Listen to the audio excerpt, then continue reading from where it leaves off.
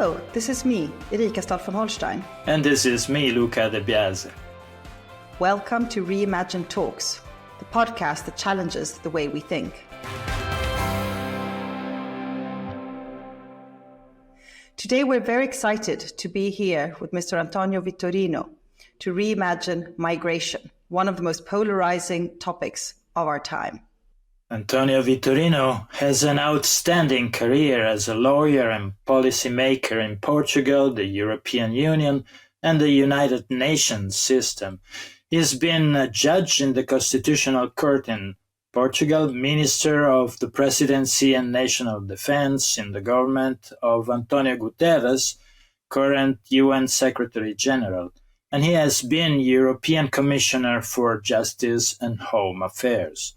Mr. Vitorino was the Director General of the International Organization for Migration until the end of last year, at a time in which global numbers of migrants and refugees soared significantly due to factors like armed conflicts, poverty, and the effect of climate change. Who better to reimagine migration with? António, thank you so much for joining us here today to delve into one of the most polarizing and also most important topics of our time, and one that has been dominating public debate, at least in Europe, for, I would say, at least a decade.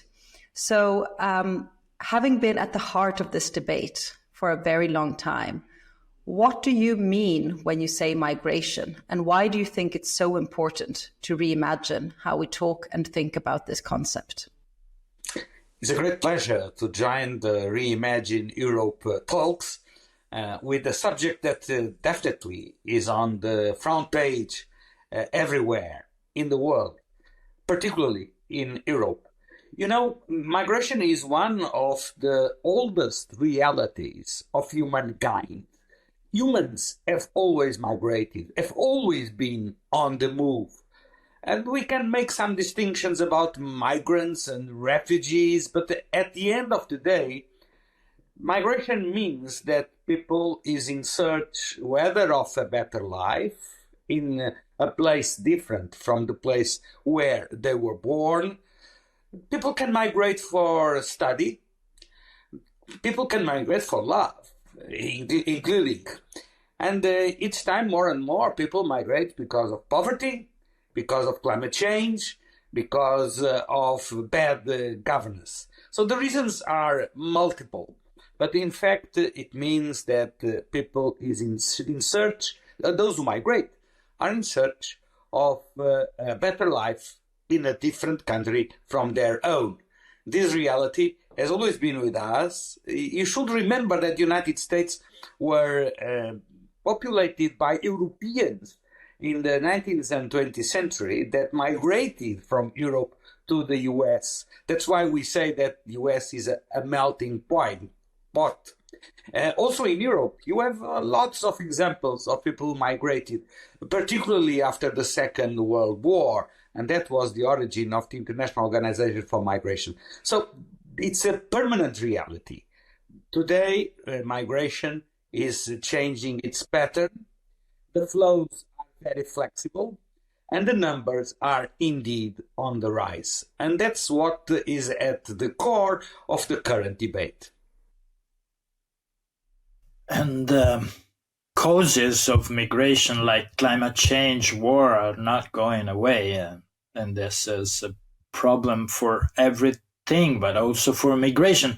How is going to change migration in the future in this scenario? I think that there are a few points that need to be clarified. Yes, indeed, people flee from poverty. And those who are poor migrate.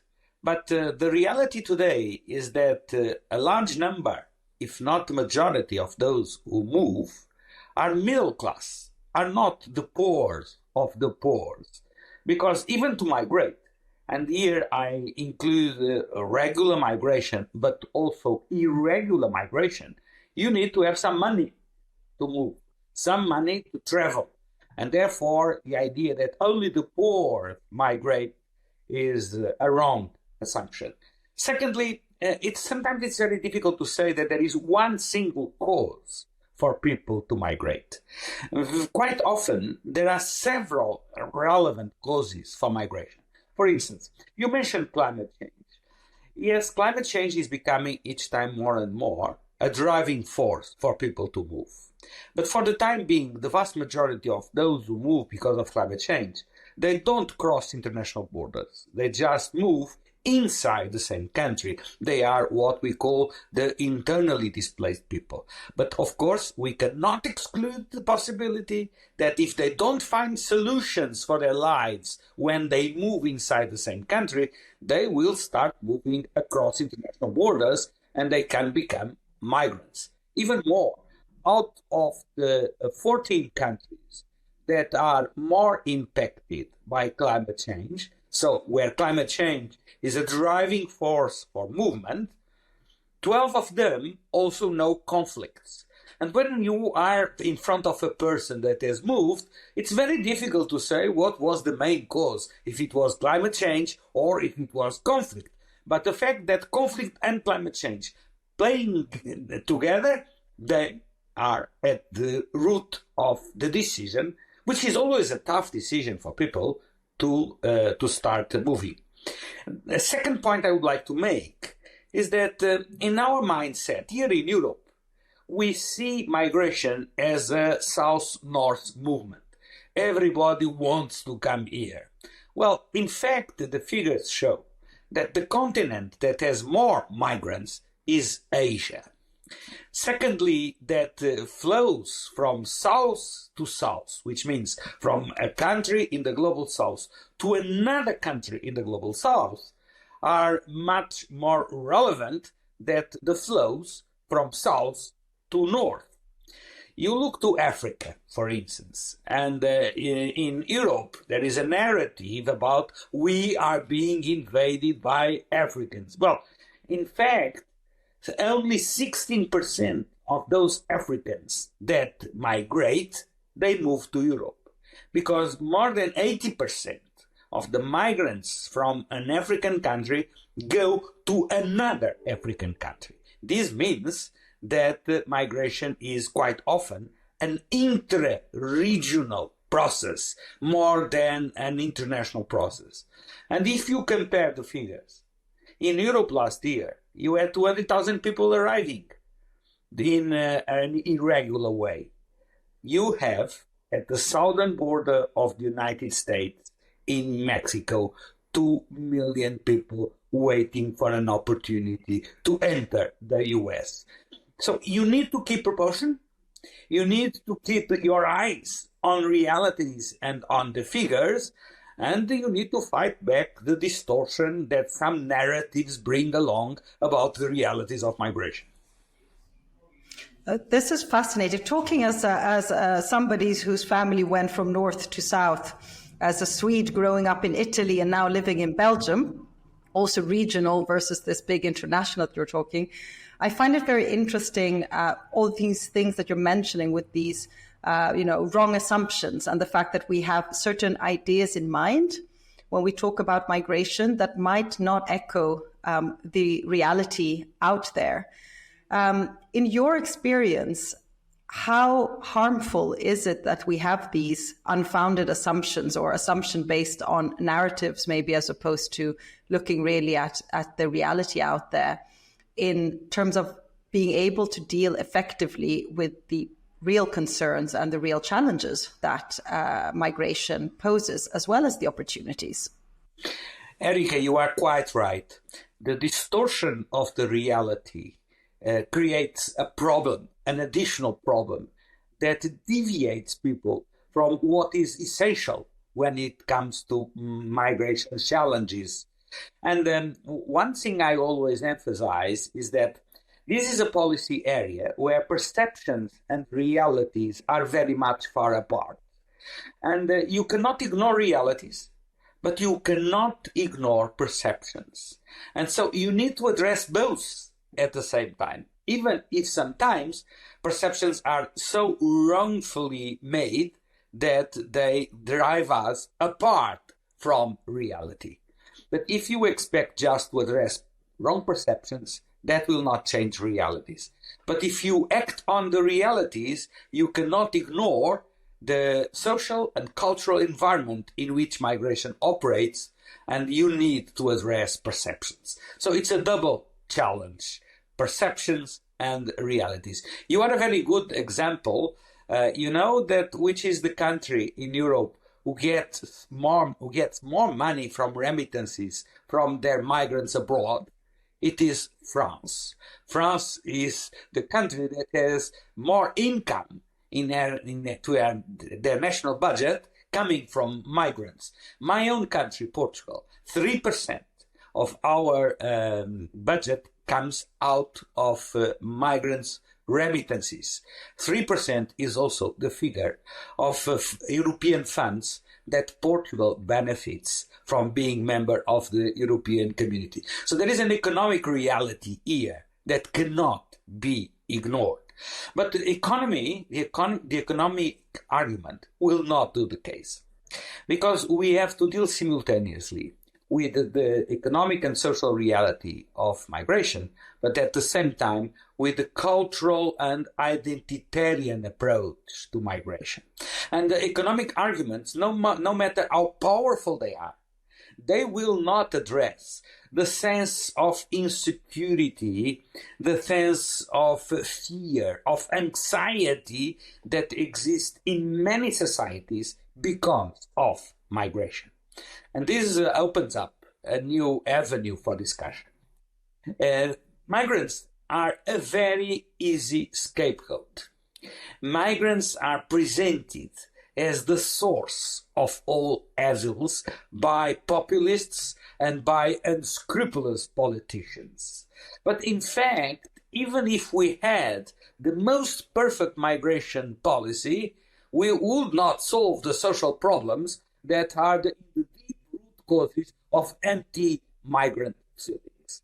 Therefore, we need to understand that only engaging with those who translate their anxieties, their fears, their sense of insecurity due to the social situation of their country, of their community, of their families, we need to translate those anxieties into a rational debate and explaining that migrants have a positive contribution to the host communities, and I can provide you all the figures that show that in terms of economic growth, in terms of contribution to the tax system, in terms of contribution to social security, migrants are net contributors. But on the same side, on the other side, you have to address the challenges and the difficulties of coping with those who are different. Those who have a different color of their skin, who may have a different religion, who have a different cultural background. And of course, as you know, living together is always a challenge, but it is also a two-way street. It challenges those who arrive, the migrants, that have to adapt to a new cultural and social environment, but it also challenges the host communities that need to incorporate people who are different from the natives, who have different habits, different cultures, and have to build a mutual relation of interaction and mutual confidence. That's the challenge. Yeah, speaking about cultures, we tend to think about diversity, and the idea of migration as a set of numbers regarding migration in general seems to hide the differences between different places from where migrants come and the different places in which people they go, and the different relationship between cultures that this way we create. And we usually are quite curious about diverse cultures, and this is not the case when it is set in the frame of migration and problems and this kind of stuff. why is it so? Why are we not able to see migrants as a way to travel in different cultures without moving, but waiting for them to come? Well, first of all, we need to understand that diversity enriches the communities, and diversity is a source of initiative.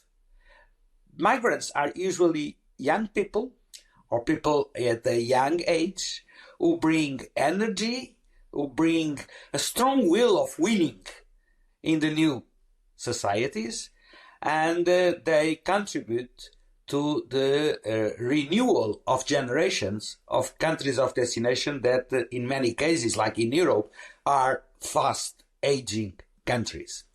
But definitely this new reality of people coming challenges old habits, old attitudes. It is very common to speak with people in regions where there are migrants settling, and they say, well, the landscape has changed. It's no longer what we used to be. And we need to understand that reaction, because people need to realize that times are changing, as the song says. Times are changing, and communities need to adapt to new realities. What is crucial is that there is social cohesion in those host communities, that social cohesion and social dialogue is not undermined by migratory flows. It's a very tough question, I do recognize. If you have high levels of concentration of migrants in a certain area, that can be a source of distress, of stress, and that can be a source of potential tension and conflict. So, as I always say, integrating migrants in host communities, it's a micro process, which means that it needs to be dealt at local level with special responsibilities for the local authorities, with special responsibilities for integrating in the workplace. The workplaces are extremely important to integrate migrants in the host communities, as well as schools. Having the kids of the migrant families attending the same schools as the kids of the host communities is a very powerful tool of integration. Now, I give you the other side of the coin. It is sometimes difficult to plan the social services available to migrants in a community in advance. You don't know really how many people are coming. I can give you a few examples. Hospitals at the border between Colombia and Venezuela were overwhelmed by the arrivals of Venezuelans. And therefore, the Colombians who used to have an easy access to hospitals found it more difficult to have access to health care. And the hospitals were not planned to receive such a large number of people coming from Venezuela. That requires the mobilization of the of the local community, of local authorities, of the healthcare authorities to try to minimize the potential negative impact of arrivals of migrants in those host communities. So it's never granted, it's never guaranteed. You need to constantly make sure that the way the people who come are welcome does not disrupt life of the host communities. You can do that through interaction, because we are all human beings and we are all entitled to the same human rights. And if you had a magic wand today, what is the one thing that you would do first in order to try and come with some concrete solutions or suggestions of how to develop or reimagine the concept of migration to something that is adapted to the 21st century and to the challenges that we will probably be facing in the decades to come? Well, if I had a magic wand, I would provide everybody with a strong doses of rationality and common sense. Because we need to have a rational debate. Migration is a challenge for everybody. It's not an easy issue. It's an issue that requires common sense, humanity, and a rational debate. A clear, appeased debate. It's not easy. It requires goodwill. It requires engagement. But definitely, it's a reality with which we have to live. So if you ask me about the counter-narrative on migration to imagine Europe, I will give you 3 prerequisites. The first one is never skip an argument against migration. Never downplay it. I know that nowadays negative arguments are much more easy to be believed than positive arguments. But no matter how evil is the intention of the argument, you cannot leave anti-migration arguments unanswered. You need to address them. Second prerequisite, always produce the facts and the evidence. Facts are nowadays rather undervalued, but the realities need to be brought to the forefront of the debate. They need to be shown to the audience. And of course, if those who are in good faith want to look to the realities, they will be provided with the facts, with the evidence, with the realities of migration. And last but not least, my third prerequisite, be humble. Be very humble. Because there is no silver bullet. There is no magic solution. You need to focus on the realities on the ground and understand the different arguments that are at play and try to build mutual trust and create the best conditions for mutual understanding. It's a challenge that it is worth. Thank you very much. If I can just ask a last question, because I see that we have a couple of minutes left, and I find this very interesting. You mentioned before that migration is often treated as the scapegoat for other elements or problems in society. And we have been talking to one of your countrymen a lot, Antonio Damasio, who has been looking a lot at the role of emotions in feeling and in thinking. Do you think that these very strong reactions toward migration are more a symptom of the fact that there's a lot of fear and anxiety in society today than about the real concerns on migration? And do you think that these are deeply interlinked? So maybe one of the biggest solutions to the problem of migration is dealing with the underlying fears and concerns that are currently dominating the public discourse on this. Absolutely. I have no doubt that to a large extent, the migrants are a scapegoat for other social problems like, for instance, disindustrialization in a number of areas. In a number of areas, people who lost their jobs or don't see future in their current professional occupation. It's very easy to say that migrants are the ones who are responsible, when in fact it is the delocalization of industries that plays a key role there. Second example, the rising of inequality. There is definitely a blockade of the progress of the middle classes in the countries of the global north. And that insecurity and fear for their future and for the future of their children can be easily brought as a blame to migrants. And inequalities have been on the rise in all global north countries. And last but not least, you see that communities are fearful about a globalization that they do not master and that they are afraid that will have in the future worse consequences for their traditional way of life. And people on the move is quite often associated to globalization. If we want to go on living in open societies as we want to live, in open economies, in human societies, we need to understand that migration is part of the solution, is not part of the problem. What a wonderful way to end this discussion. To reimagine migration, we need to see how it's part of the solution and not part of the problem. How the current debate is probably being weaponized a lot to act as a scapegoat for other problems that have very little to do with this.